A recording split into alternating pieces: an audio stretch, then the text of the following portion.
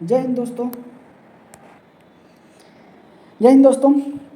आज जो वीडियो मैं आप लोगों के सामने लेकर उपस्थित हूँ, इसमें हम लोग देखेंगे कि स्पेन में पहली बार पूर्ण पासपोर्ट लागू करने की योजना बना रहा है। ठीक है, तो स्पेन जो देश है उसमें ये पहली बार होने जा रहा है कि पूर्ण वीडियो देखने के लिए क्या है, एक पासपोर्ट और आईडी और पासवर्ड की ज़रूरत होगी, तभी आप वीडियो देख पाएंगे। ठीक है, तो ये कैसे काम करेगा, क्या है ये बारे में, और पूरी सरकार इस पे कैसे योजना बना रही है, ये सारी चीज़ों का इस सारी मैटर को हम इस वीडियो में डिस्कशन करेंगे। और इस वीडियो को स्टार्ट करने से पहले एक प्यारा सा कोटेशन। ठीक है, कोटेशन ये है हम लोगों का कि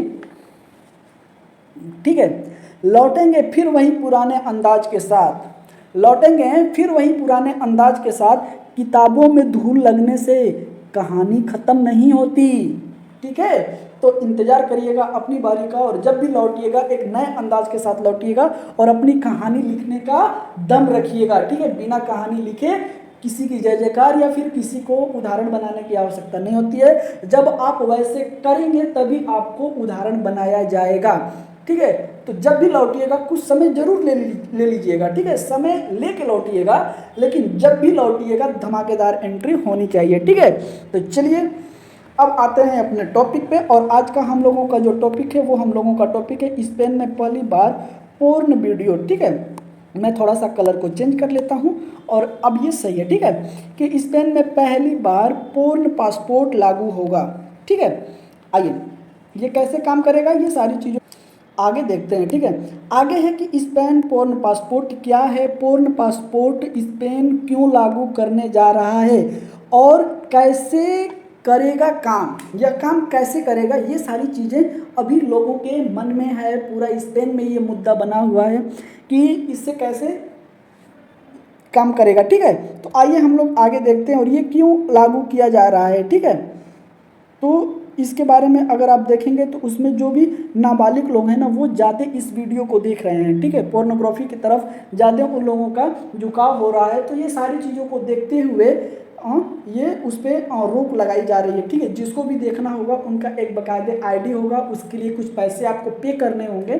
ठीक है, तब उसके बाद आप जाके देख सकते हैं। ठीक है, तो ये चीज़ें तो हमें बहुत ही अच्छा लगा है। ये चीज़ें भी जो है, ये नियम भी है और ये जो ऐप है ना, ये भारत में भी लॉन्च होना चाहिए। ठीक है, क्योंकि भारत में भी ऐसे बहुत सारे वीडियो देखे जा रहे हैं जो कि अगर नौजवानों की बात की जाए तो बहुत सारे लोग इधर उधर भटक रहे हैं। ठीक है, तो आइए आगे देखते हैं क्या है पूरा मैटर।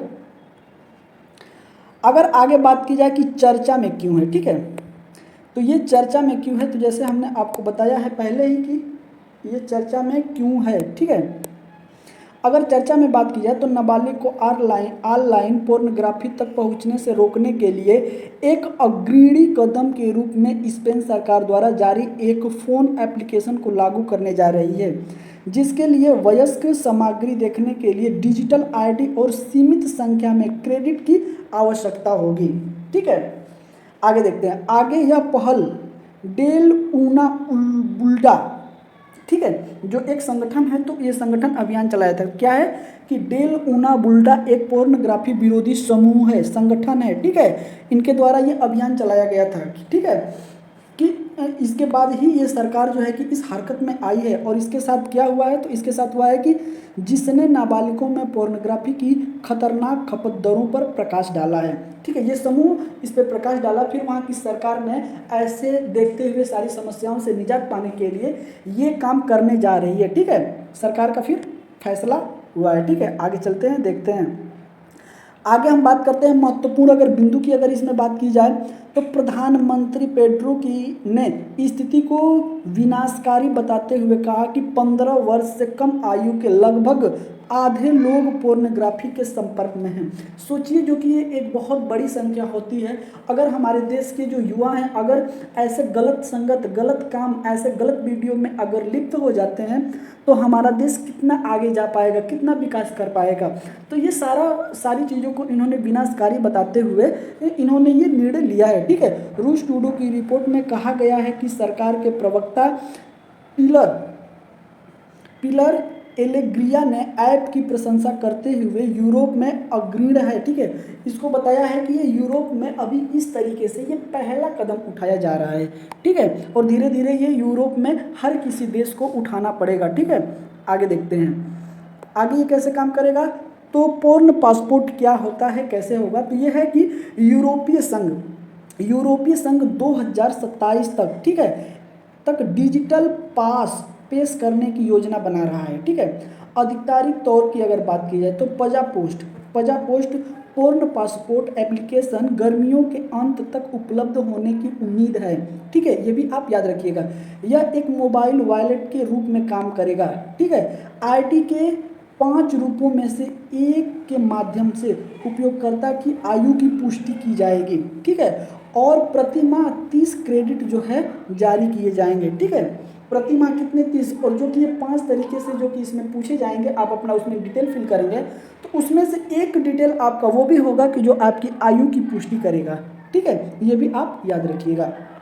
आगे देखते हैं, आगे इसमें कहा गया है कि, ठीक है, आगे कहा गया है कि प्रत्येक क्रेडिट वयस्क वेबसाइटों तक पहुंचने के लिए एक क्यूआर कोड उत्पन्न करता है। ठीक है, आपको एक क्यूआर कोड मिल जाएगा। अगर आप इस आईडी और पासवर्ड बना लेते हैं और उस आईडी पासवर्ड को लॉगिन करके उस एप्लीकेशन तक पहुंचते हैं तो आपको वहां पे एक क्यूआर कोड दिया जाएगा। ठीक है, आप उसको स्कैन करके देख सकते हैं, जिसमें प्रत्येक कोड गोपनीयता सुनिश्चित करने के लिए प्रति प्रदाता 10 बार तक पुनः उपयोग कर सकता है। मगर एक बार अगर आप उसको उस एप्लीकेशन पे जाते हैं और एक वीडियो को आप 10 बार, मतलब जो क्यूआर कोड स्कैन करेंगे ना उसको आप 10 बार देख सकते हैं। ठीक है, उसके बाद 11वां बार आप नहीं देख पाएंगे। ठीक है, ये भी आप याद रखिए।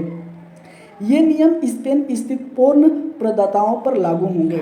ठीक है, फिर आगे बोला गया है कि जिसमें नेशनल साइबर सिक्योरिटी इंस्टीट्यूट, कौन है, तो national cyber security institute INCIBE web browser के माध्यम से सत्यापन की आवश्यकता को लागू करने के लिए विदेशी प्रदाताओं की एक सूची बनाएगा। ठीक है, ये भी इसमें बनके सूची तैयार होगी। ठीक है, आइए आगे देख चलते हैं। आगे है हम लोगों का कि, ठीक, आगे इसमें बोला गया है कि स्पेनिश सरकार ने इस योजना के लिए सोशल मीडिया प्लेटफॉर्म और मैसेजिंग ऐप से भी सहयोग मांगा है। जो भी स्पेन में सोशल मीडिया जो प्लेटफॉर्म होते हैं उनसे भी ये सहयोग मांग रही है। ठीक है, कि आप लोग भी अपने इस साइट पे ऐसा कुछ यहाँ पे न चलाइएगा और पूरा सहयोग करिए हमारे साथ। ठीक है, कोऑपरेट करिए। ठीक है, कोऑपरेट करिए।